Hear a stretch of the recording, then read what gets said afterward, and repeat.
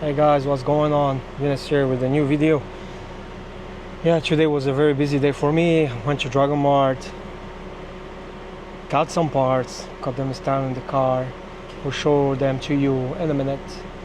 Want to talk about the build, where it is right now, where have we reached so far concerning the build of my car. Airlift has been fitted, airlift airbags, airlift tank, airlift compressor, airlift manifold. Very happy with the result. However, there is still a bit of tweaking that needs to be done. Let me show you something. So now I'm in the car. For the past few days I haven't got any issue with the pressure, but today this one has been going down when I leave the car overnight, or even after a few hours the pressure on the front wheel goes down. I think I know what is the culprit for that. I'll just show it to you now.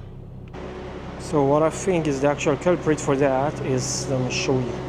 I'll open my trunk here. As you can see, that's the trunk of my car, that's my setup. Here you have the airlift compressor and the tank, and there you have the manifold itself. The problem I have in my car is this thing. So because I don't have yet the acrylic glass that I'm planning to put to protect this thing, so this thing moving during when I drive, and I think that for some reason it ended up touching this. So the leak, I don't know if you can see it. Can you see it? Can you see it? Let me just put that one a little. Yeah, there we go. So this thing here, I think this is what's leaking. I have a fresh one in the car. I'm gonna replace it tomorrow. Regarding the build, so right now inside I'm planning to build a frame made of wood, and in between I'll put like acrylic glass transparent with my logo on it, and then with some light. That should be fire. Now on the side here, this one and the other one over here, right there, I will put some subwoofer and speaker like that. So the center is going to be completely empty. My toolbox and my stuff, I don't know what I'll do about it. Maybe I'll build an enclosure or something where I can store the stuff. Or actually, I might just do a speaker here and an enclosure here, something like that. Yeah.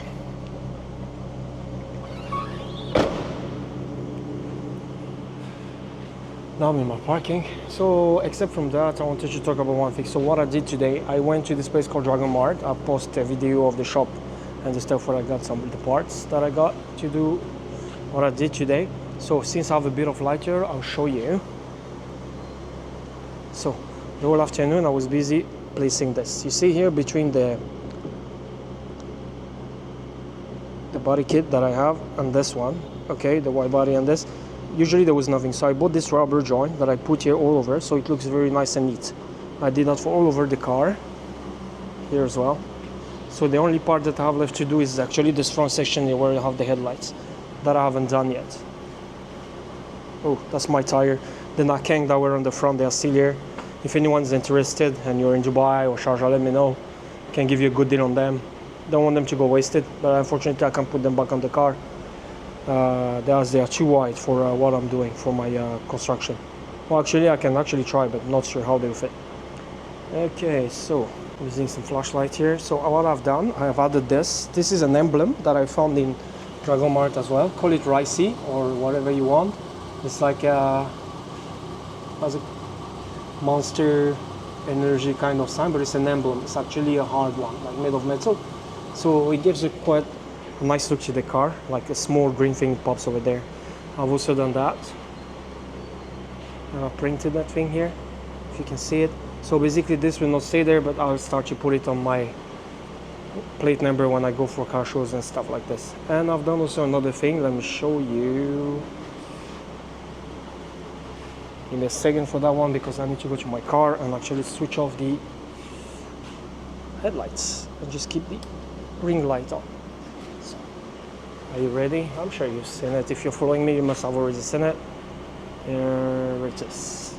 So that's what I've done in July, completely done. This one I've done it in Karama in Dubai, in a place called Car Vibe. Good price, good service. The only thing I don't like is like when they open my headlight, now it's closed, it doesn't look proper. They clean when I open the bonnet, so I might actually buy a new set of used headlight and then replace the housing. That's the only thing about that. Oh, that's it so far. Ooh, it's hot. I've been here for just like 5 minutes. I'm already sweating like a pig. Damn, bro. All right. Well, bro, went back to the car, got a bit of AC to cool down a little bit. Anyways, I don't know if I keep this part in the video or if I edit it. I'm going with it genuinely. I'm not acting, preparing, or making all this, what is it called? The scenarios and all this thing. So, this is the small rubber that I was talking about. I don't know if that makes justice to the thing. So that's what I've installed between the fender and the body kit itself, the Shirokai body kit. So this one makes it look clean, okay? That idea actually is not from myself. I learned this from a guy from YouTube, one of this guy that has a green BRZ in Canada, somewhere like that on YouTube. Can't remember his name. Very cool guy. And yeah, now let's look at the airlift again. So that's my dash, carbon fiber steering wheel. I hope you can see it all. I just love this thing.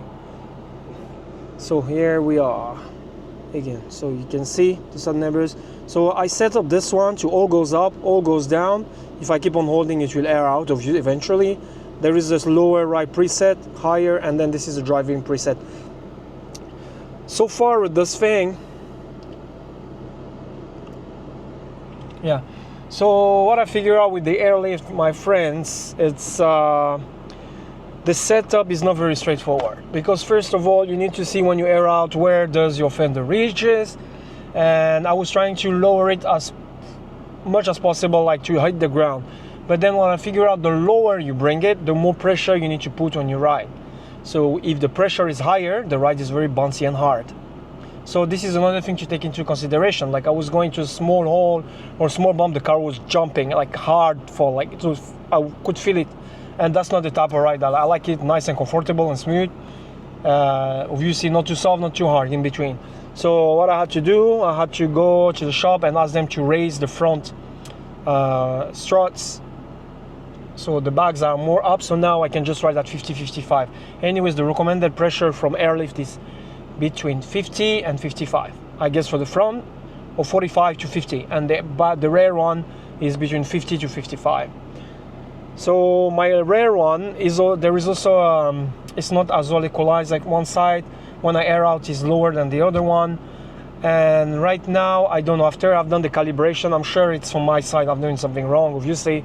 After I recalibrate it, even though when you air out it goes at an angle, the side that's actually higher needs more pressure to be equal to the other side, which is very strange to me.